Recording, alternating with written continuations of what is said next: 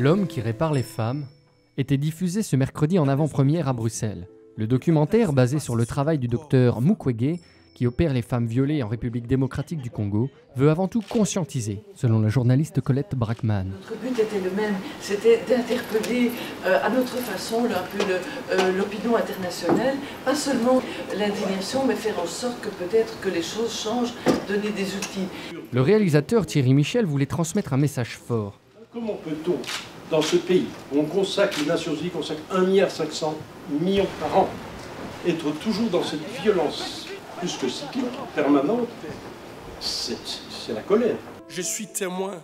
Pour la violente réalité qu'il dénonce, le reportage a reçu le même jour le Papillon d'Or, un prix qui récompense les combats menés contre l'injustice et l'oppression.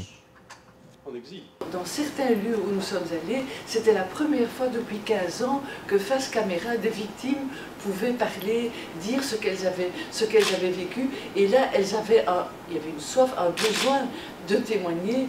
Le documentaire a été un moyen pour ces femmes de relever la tête. Selon le docteur Mukwege, leur témoignage dans le reportage constitue une avancée positive.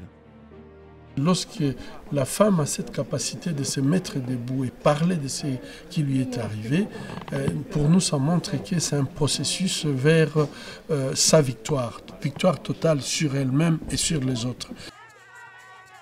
Les réalisateurs ont l'intention de diffuser le film à travers le monde, pour que les choses, enfin, peut-être, se mettent à bouger.